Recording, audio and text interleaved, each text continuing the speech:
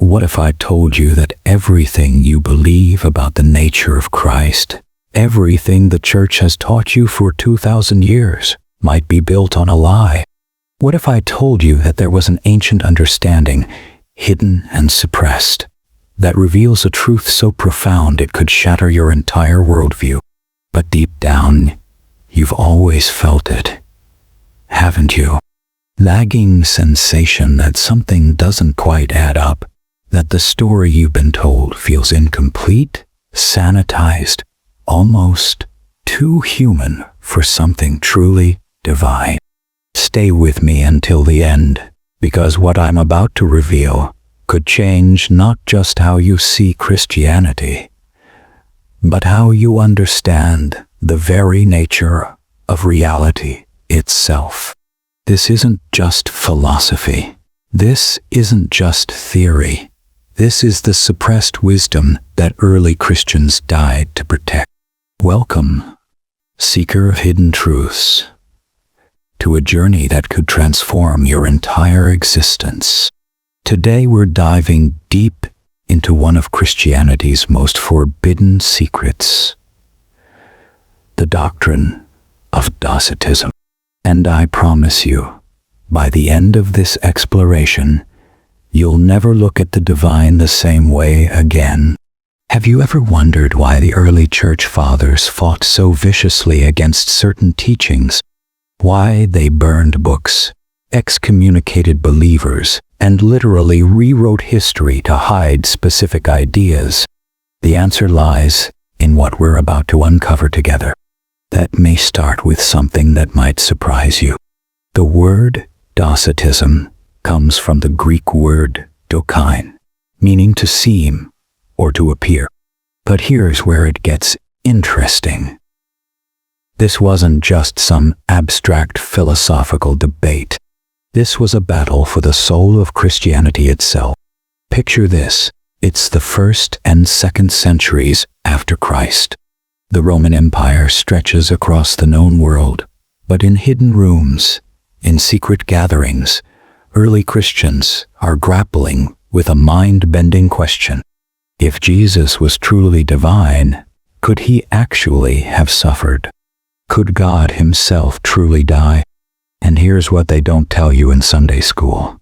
Some of the earliest Christian communities believed the answer was a resounding no date. Think about this for a moment. You've been taught that Jesus was fully human and fully divine. But what if not what the first followers actually believed? What if they understood something far more profound about the nature of divine incarnation? The Docetists held a revolutionary view. They believed that Christ only appeared to be human, that his physical form was an illusion, a divine manifestation designed to communicate with humanity in terms we could understand.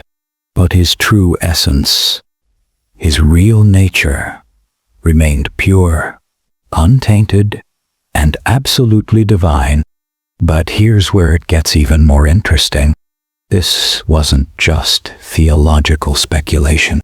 This understanding was rooted in direct mystical experience, in visions and revelations that challenged everything the institutional church wanted to establish. Let me take you back to the very beginning. To understand Docetism, you need to understand the world it emerged from. The Mediterranean basin of the 1st century was a melting pot of ideas. Greek philosophy, Roman pragmatism, Jewish mysticism, and Eastern wisdom traditions all collided in the urban centers where early Christianity took root. In this intellectual crucible, brilliant minds wrestled with impossible questions. How could the infinite become finite? How could the eternal enter time? How could the perfect suffer imperfection? And here's what's truly fascinating. While later church councils would declare these questions settled, the early Docetists were experiencing direct revelations that suggested reality itself was far more complex than anyone imagined. One of the most influential early Docetist teachers was a man named Basilides, who lived in Alexandria around 120 CEE. Alexandria. You need to understand, this wasn't just any city. This was the intellectual capital of the ancient world, home to the greatest library ever assembled, where the deepest mysteries of existence were studied and explored. Basilides claimed to have received secret teachings directly from Matthias, one of the apostles, and what he taught was revolutionary. He spoke of a divine hierarchy, of multiple levels of reality, of a cosmic drama playing out across dimensions we can barely comprehend. But here's what will blow your mind. Basilides taught that the crucifixion itself was an illusion, that Christ, being pure divine essence, could not actually suffer. Instead, he claimed that Simon of Cyrene, the man who helped carry the cross, was transformed to look like Jesus, while Jesus himself ascended to a higher realm, watching the drama unfold below. Now, before you dismiss this as heretical nonsense, consider this. What if Basilides understood something about the nature of reality that we're only beginning to glimpse today? What if his teachings point to truths about consciousness, manifestation, and the malleable nature of what we call physical reality? Let's go deeper. Another major Docetist figure was Marcion of Sinope, a wealthy ship owner who arrived in Rome around 140 CE. Marcion didn't just question the nature of Christ's body. He questioned the entire foundation of Christian theology. Here's where things get really wild.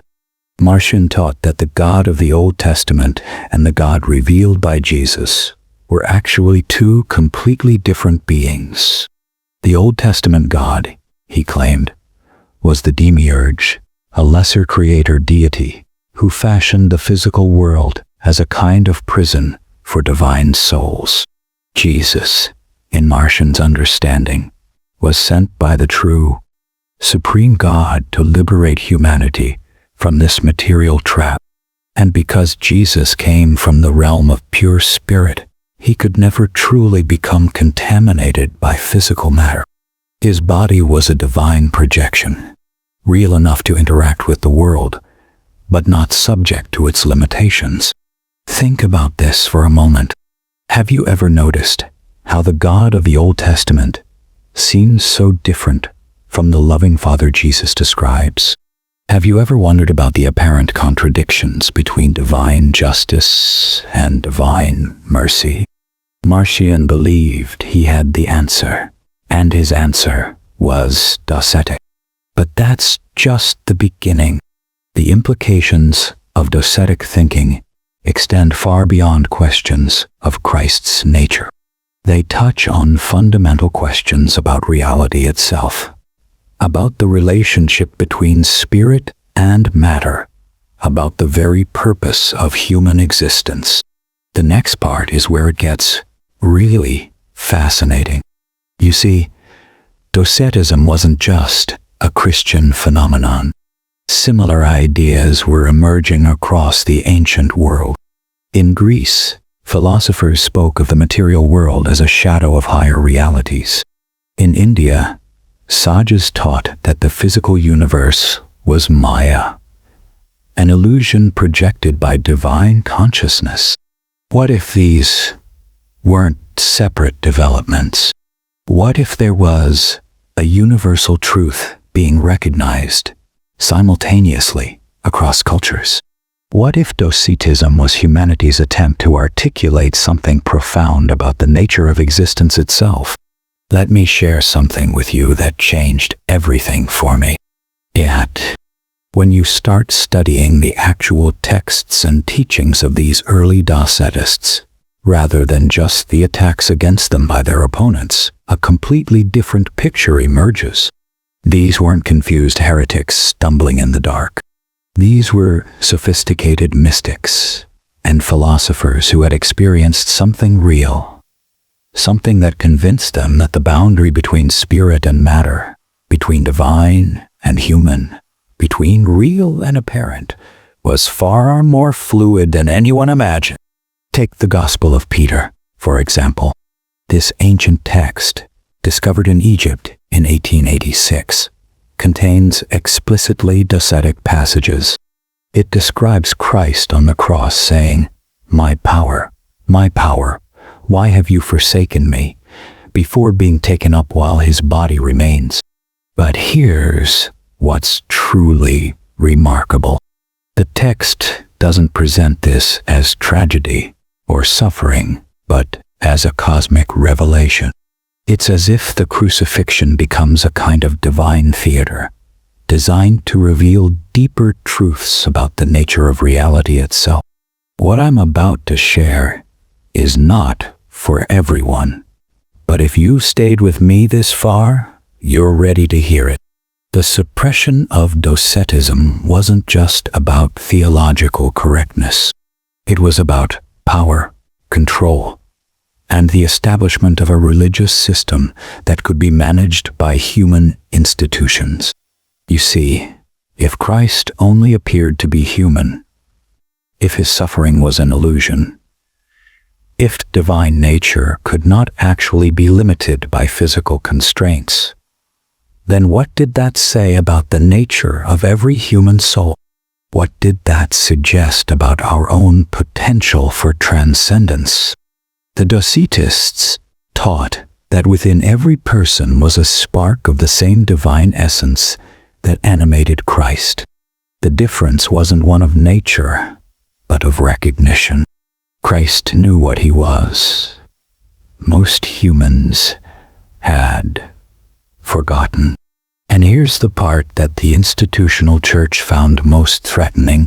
If everyone carried divine essence, if the physical world was indeed illusory, if suffering and death were not ultimate realities, then what need was there for priestly mediation, for institutional salvation, for the complex hierarchies of organized religion? Right now, in this moment, quantum physicists are discovering that matter itself is far more insubstantial than our ancestors imagined.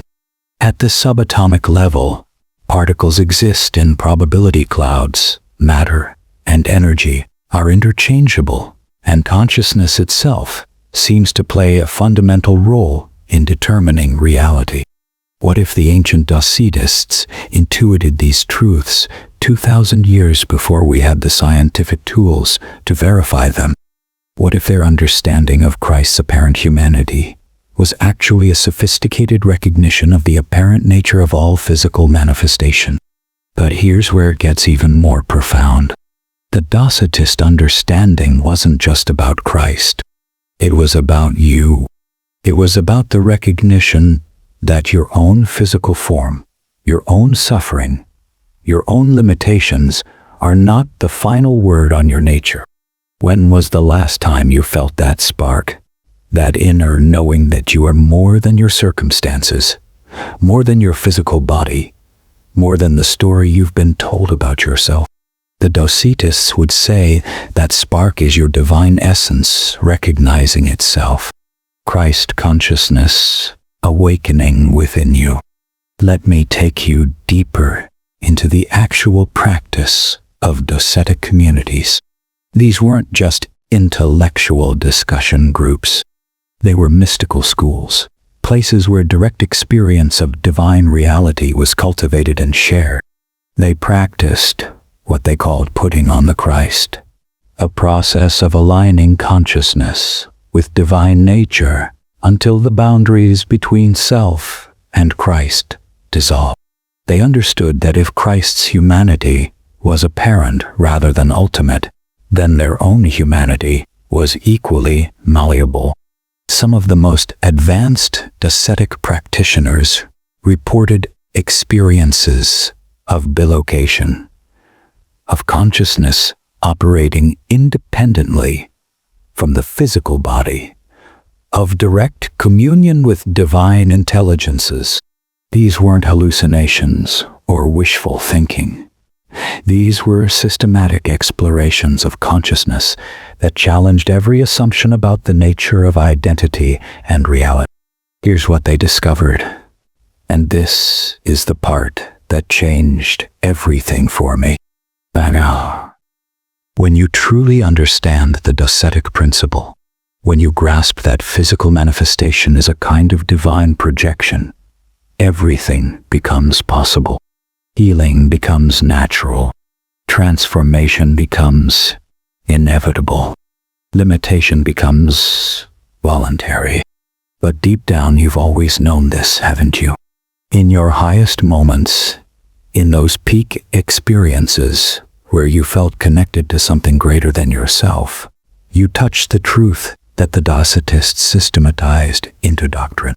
The reason the Church Fathers fought so hard against Docetism wasn't because it was false. It was because it was too true, too powerful, too threatening to the established order they were trying to create. Think about Ignatius of Antioch, writing his letters around 110 CE. He rails against the Docetists with a passion that borders on hysteria. He insists that Christ truly suffered, truly died, truly experienced every limitation of human existence. But why was he so desperate to establish this point? Because if Christ only appeared to suffer, if his death was cosmic theater rather than literal sacrifice, then the entire edifice of sacrificial theology collapses. The need for institutional mediation disappears. The power of the priesthood evaporates. And here's what's truly fascinating. Modern scholarship has revealed that many of the New Testament passages that seem to support Orthodox Christology were actually later additions, editorial changes made specifically to counter Docetic influence.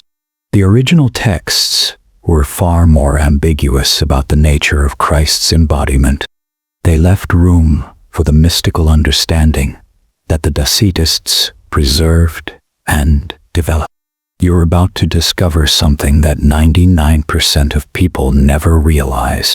The suppression of Docetism represents one of history's greatest cover-ups of mystical truth.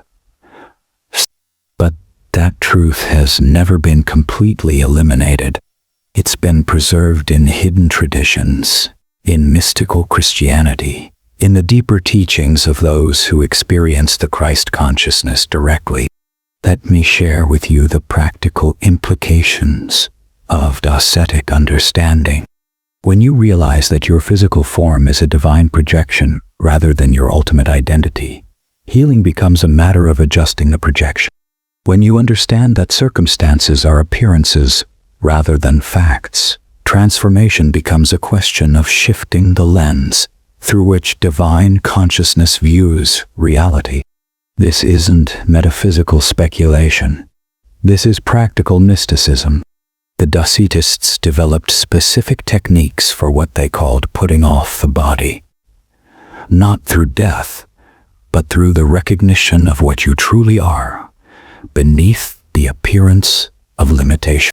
They taught breathing practices that dissolved the sense of physical boundaries, meditation techniques that revealed the transparent nature of thought and emotion, prayer methods that established direct communication with divine intelligence. And here's the most important part. They taught that every human being has the same divine essence that animated Christ. The only difference is recognition. Christ knew what he was. Most people remain hypnotized by the appearance of separation. But that hypnosis can be broken. That recognition can be awakened. That divine nature can be consciously accessed and expressed. When you start to integrate Docetic understanding into your daily life, extraordinary things begin to happen. Physical healing accelerates because you stop reinforcing the reality of disease through fearful identification with the body. Abundance flows more freely because you recognize that lack is an appearance, not a fact. Relationships transform because you see the divine essence in others rather than just their human personalities. This is what the early Docetist communities experienced. This is why they were willing to face persecution rather than abandon their understanding.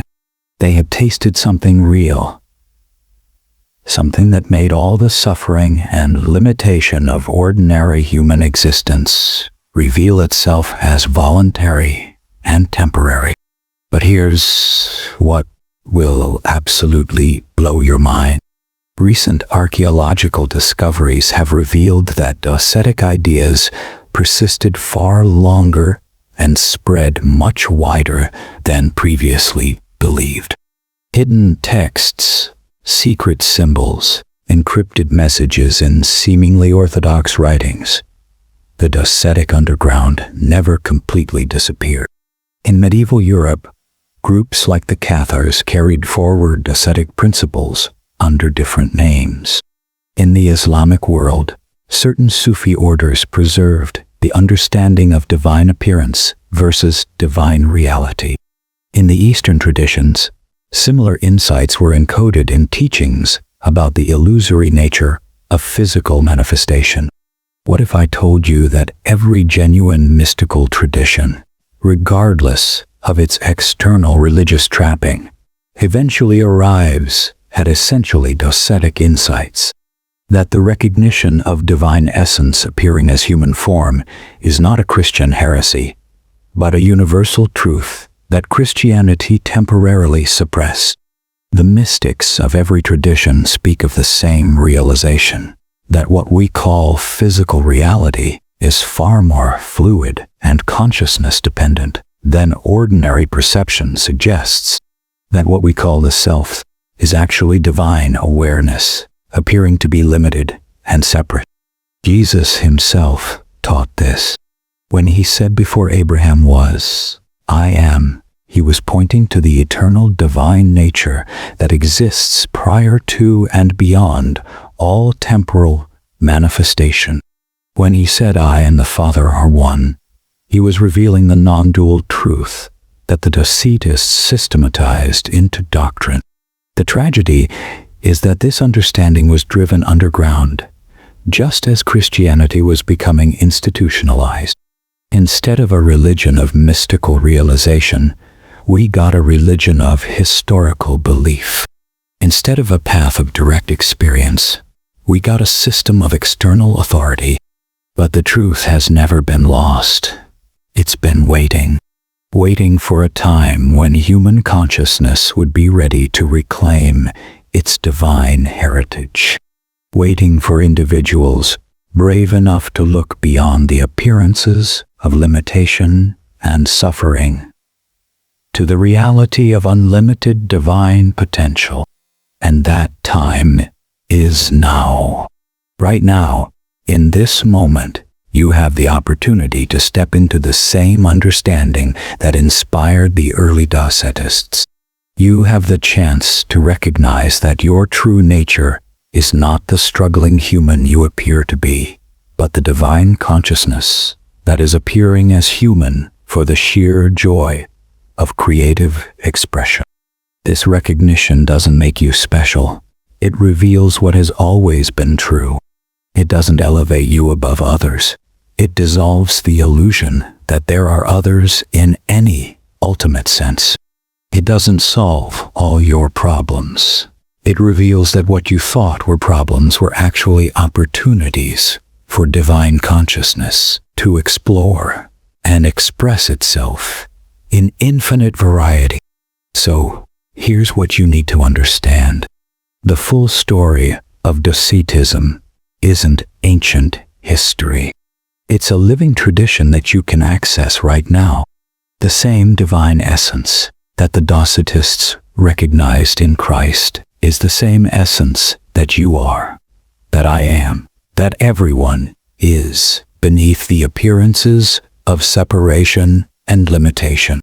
The question isn't whether Docetism was right or wrong, The question is whether you're ready to recognize what you truly are, whether you're ready to stop identifying with the appearance and start living from the reality, whether you're ready to put on the Christ and discover what has always been true about your infinite divine nature. The early Docetists faced persecution because they dared to claim this truth. Today, you face a different kind of persecution, the resistance of a culture that profits from your sense of limitation, that depends on your identification with struggle and suffering. But you don't have to accept that limitation. You don't have to remain hypnotized by the appearance of being merely human. You can awaken to the same truth that inspired mystics, sages, and yes, Docetists throughout history. Your divine essence is not something you need to earn or achieve. It's what you are right now, beneath every story you tell about yourself. The Docetic Christ wasn't a distant historical figure. It was the archetype of what every human consciousness can recognize and embody. This is your invitation to step beyond the boundaries of conventional religious thinking and into the direct recognition of your divine nature, to stop settling for the appearance of limitation and start living from the reality of unlimited creative potential. The full story of Docetism is actually your story. The story of divine consciousness appearing to be human while never forgetting what it truly is. The story of infinite love exploring itself through the experience of apparent separation and limitation. The story of you waking up to what you have always been. The truth that the early church tried to suppress is the truth that your heart has always known. You are not a human being having spiritual experiences. You are spiritual essence having a human experience. And that human experience, no matter how convincing it appears, is transparent to the divine nature that you are. This understanding changes everything, and it changes nothing. Everything because you stop limiting yourself to the appearances of human struggle. Nothing because you were never actually limited to begin with. You just believed that you were. The Docetists weren't heretics. They were early pioneers of human awakening. They pointed toward a truth that every genuine seeker eventually discovers: that the kingdom of heaven is not a place you go to after death, but a recognition of what you are right now, beneath every appearance to the contrary. So take a moment, breathe deeply, and feel into the truth of your being, beneath your name, beneath your story, beneath your circumstances. What are you? The Docetists would say you are the same Christ consciousness that they recognized 2,000 years ago, the same divine essence appearing as human form while remaining forever free, forever unlimited, forever one with the source of all existence. This is the full story of Docetism, and it's the beginning of your story as awakened divine consciousness, expressing itself through the beautiful, temporary, ultimately transparent experience. The truth is waiting for your recognition. The divine nature that you are is ready to be acknowledged and embodied. The Christ consciousness that the Docetists preserved through persecution and suppression is available to you right now, in this moment, through the simple recognition of what has always been true. Welcome to the real secret of existence. Welcome to the truth that changes everything. Welcome to the recognition of your own divine nature, appearing as human, but never limited by that appearance. This is Docetism, and this is you.